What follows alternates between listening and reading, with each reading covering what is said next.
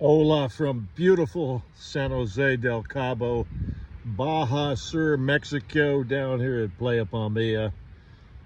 Awful lot of people wondering what's it like in reference to the other side of the fence, how other folks live that have more flexibility and perhaps freedom than they do, perhaps more peace of mind, happiness, and joy. What's the fertilizer bill to get there? And I'm going to share with you a few of my thoughts from life experiences. And as you can see, Playa Palmilla is pretty awesome where I'm at right now. And I just finished doing a virtual conference for a group of business leaders that are global. And that was about 8 hours of pre-recorded materials of speakers. The total number of speakers was probably in the neighborhood of 31 very accomplished individuals, and all of us, a lot of the filming had been done right down here in beautiful San Jose del Cabo in Palmilla.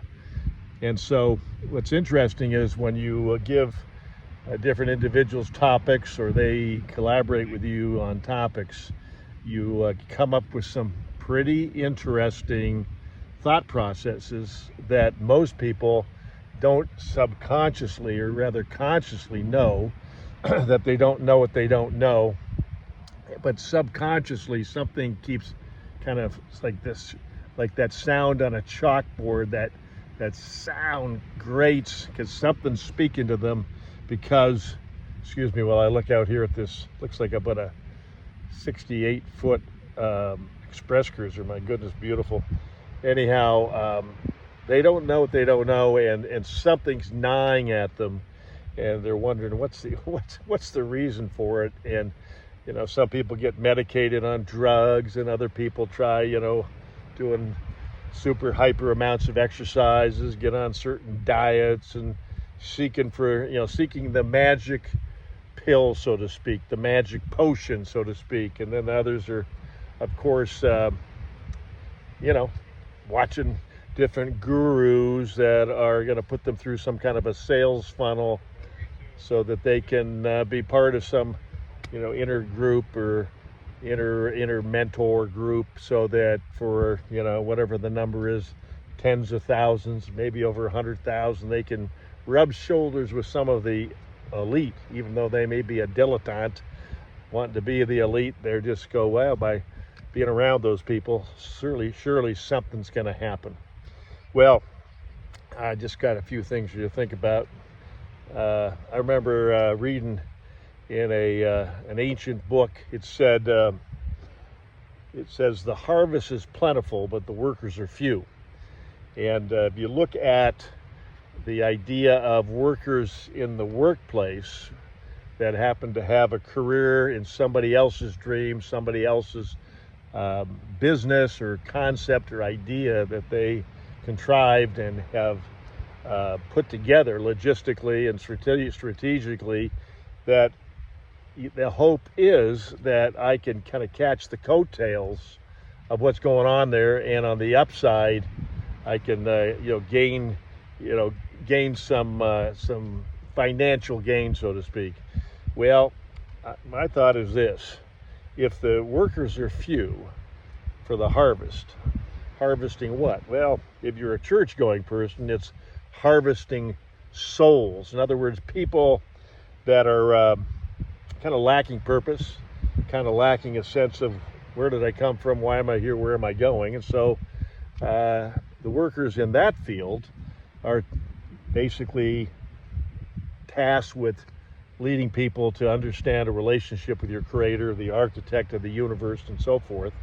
But there are other harvest fields besides that, and some of them are financial gain, some of them are the creativity of a team of people putting together ideas that can benefit the consumer public, can benefit other companies, B2B connections, B2C connections, and a wide variety of things of that nature. And things like, well, how do I benefit by being a player in the S&P or the the stock market, the Dow and all that kind of stuff. And should I buy Bitcoin? Should I not buy Bitcoin? Did I wait too long to buy Bitcoin? Everybody's looking for the magic bullet. And I'm here to tell you, in my opinion, that magic bullet is inside of you. There's a great book called As a Man Thinketh by James Allen. And in the last chapter, I think the last page of the last chapter, he talks about, in As a Man Thinketh, that, the oak is in the acorn, and the diamond's in the chunk of coal, and the statue is in the stone. But inside of you inside the bark of your soul resides the master. Awaken him. Awaken him.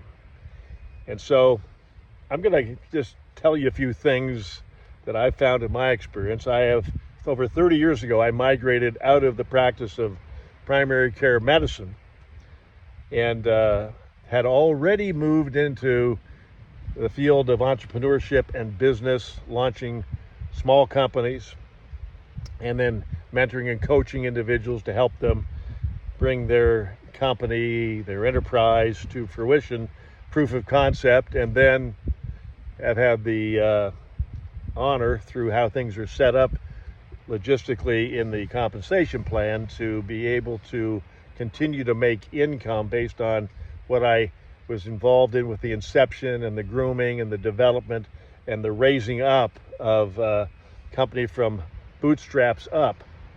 And so done that many times, and I've been involved in lots of industries: real estate development, buy, hold, sell, rehab, and startup companies.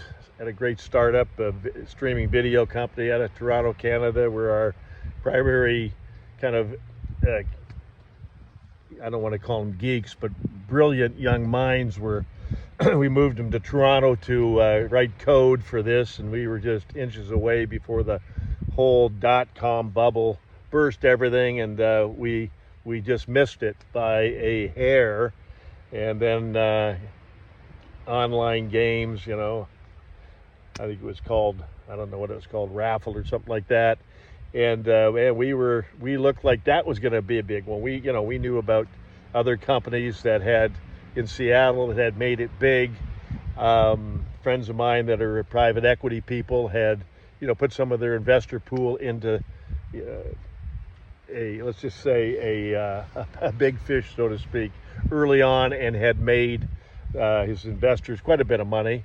And then, of course, those that were into the Bitcoin in the beginning. My son, somebody, when he was over in Paris writing music and producing music with his band Braves, the gentleman that was hosting them, a very well-to-do Frenchman, did a lot of international business. He said to Johnny, this is like 2013, I think, why don't you buy some Bitcoin? At that time, he didn't have, more than 2 nickels to rub together, perhaps. And so he put in $250, and over a period of perhaps, who knows what, year and a half, 2 years or something, made about $15,000 or $25,000, cashed out, and, hasn't been in that since. And so there's lots and lots and lots of ways to make money. And the key is what resides in your soul, what resides in the bark of your soul, what is you want, how do you want to live, is the big key that a lot of people don't understand. And so when Hill came up with this formula in the Desire chapter of Think and Grow Rich, one of the things he said was write it down, be exact. And he was referring to money, because money would be the medium of exchange for, say, freedom and flexibility, buying your life back. And how much money do you need to have? When do you want to have it? What are you willing to give up to get that money?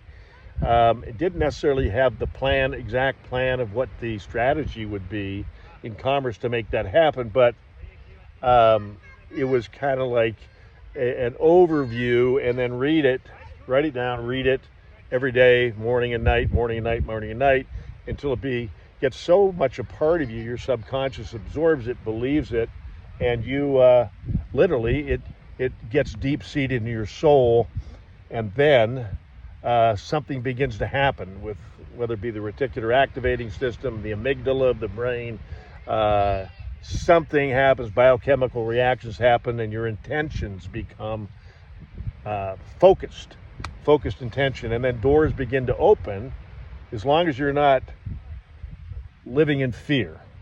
I think we're born with, what are those fears? Fear of falling, fear of loud noises, things like that. Then most other fears are imputed afterwards, over time, people putting you down, criticizing you, making fun of you, belittling you, and perhaps you believe those lies, and then pretty soon it becomes a tape that plays a well-grooved LP in your brain, playing over and over again. You're not good enough. You don't deserve this. You don't deserve that. That's for somebody else. And then you start making excuses like, well, they're well-to-do because their father was well-to-do, or they knew the right people that helped them do this or do that. I don't know the right people. And you talk yourself right back into what we would call mediocrity, average.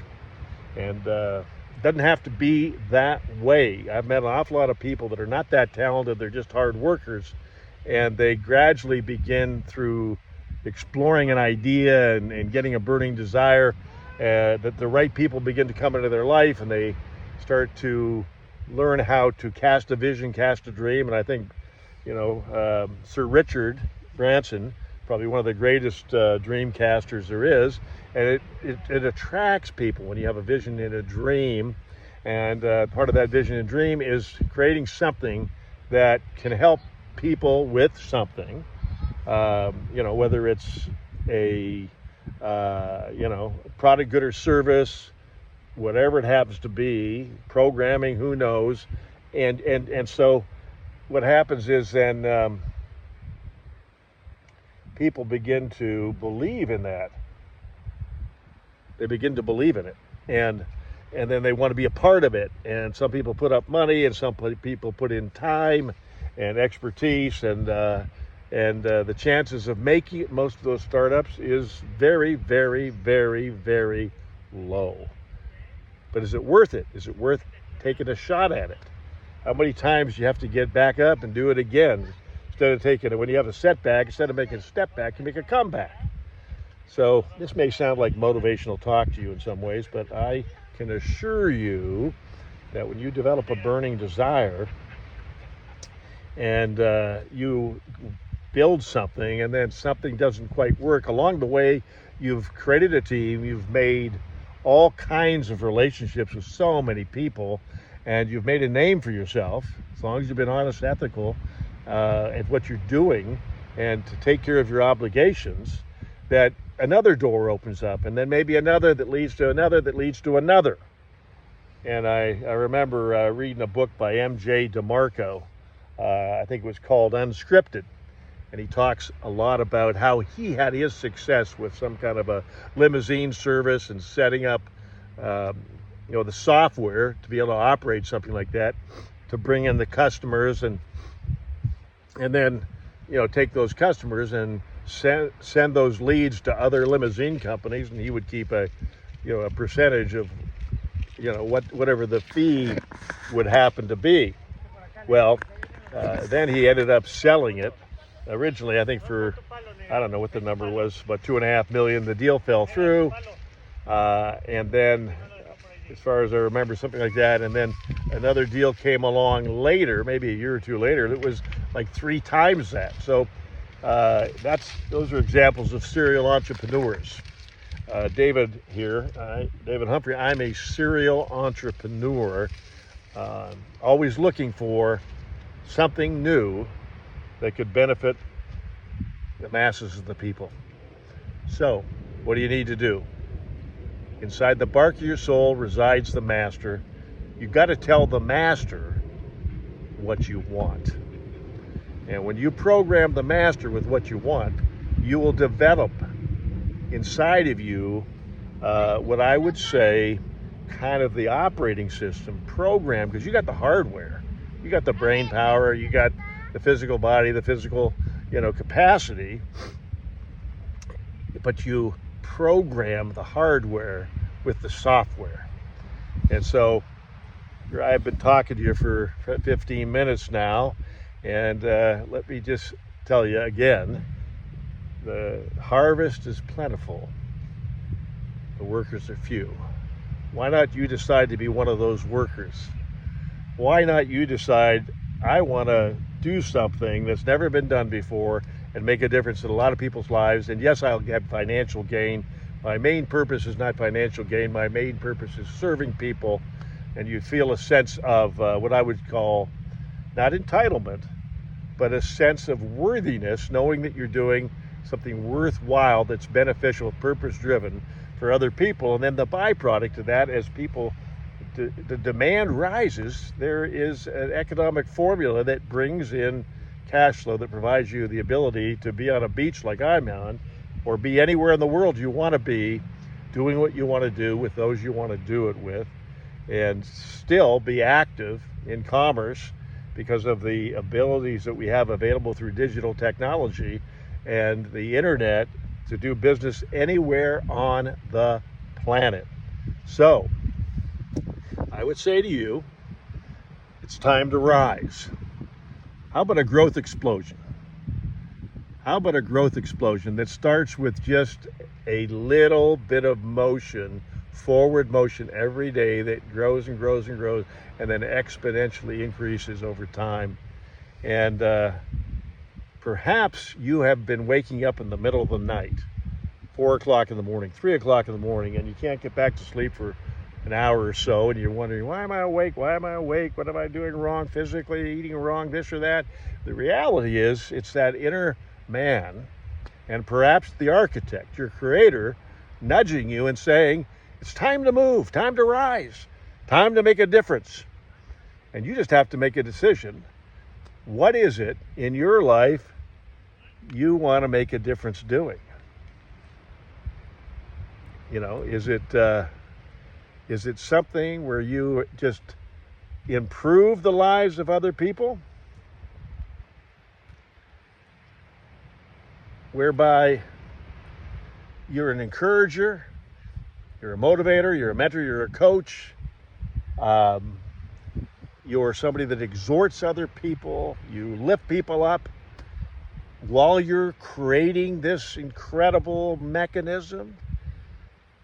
Or is it you just want to be a better worker wherever you're working in your occupation, and you want to realize that by working hard and doing what I need to do, it's a bonus that I get a paycheck. It's a bonus that I get a bonus. And that's cool too. But if you have something eating inside of you saying, I want more out of my life, I want more for my spouse, I want more for my kids, then maybe it's time to man up. Maybe it's time to woman up. Maybe it's time to literally rise and say, okay, I got to start a whole new set of habits. I got to get up every morning, have a session of gratitude, thankfulness, write down the things I'm thankful for, meditate, pray, whatever way you like to do it. I'm a big believer in prayer, so I talk directly to the Maker. I happen to be a believer, a Christian believer, so the way I look at it, or I believe, is I pray through Christ to the Father, and have this belief that the Holy Spirit indwells a believer who believes in Christ, and that now you have this download into your brain of a supercomputer that's connected to the source, the almighty source, and kind of supernatural ideas and nudges and thoughts come into your mind that seem to be perhaps the next step on the way, and you couldn't even figure it out cognitively. It just came to you in the middle of the night. And so sometimes those thoughts come. They're never too early, they're never too late, they're just right on time. Anyhow, that's kind of my makeup, and you have a different makeup perhaps, or maybe similar. But if you have a makeup that's living in fear, living in doubt, then you have the wrong program running in your cerebral cortex. Is really the truth of the matter. Is there's nothing to fear but fear itself, as FDR said and Napoleon Hill said, especially in his book Think and Grow Rich. I think it's the 8 or 9 Ghosts of Fear, and then he has this great book called Outwitting the Devil. That's another phenomenal one, where it's kind of like he's having a conversation. If the devil was going to, pull the rug out from underneath you and mess you up, what would be the things he might do? So he carries on this conversation where he kind of knows, from having studied 500 of the wealthiest individuals in the world, what are the different tripwires that knock people down. And so he kind of lays it out in this sort of artificial, fictional conversation, so to speak, with the devil. And the 6 Ghosts of Fear is a pretty powerful one in terms of what are the most common fears. Fear of ill health, fear of death, fear of loss of love, things of that nature, fear of loss of money, etc., fear of failure, and in some cases, fear of success. So I just hope that what I'm sharing with you is getting you to think. And in the process, find yourself a mentor. If you want me to help you find a mentor, just reach out to me. You can find me, David R. Humphrey. I'm available on social media and stuff like that. And I could direct you to various people. Maybe you and I will kind of develop a friendship and ways and means to help benefit you, maybe benefit me. We could work together on something. I don't know for sure, but I do know this. I do know that time is short. 900 months, whatever it is, maybe you get blessed with 95 years instead of 75 or 80, 85. Maybe you get blessed with over 100. I don't know for sure with everything going on in medical science today, but I do know this, that there's a lot you can do that'll fulfill you and change your life and give you the flexibility you need and want to live life on your terms.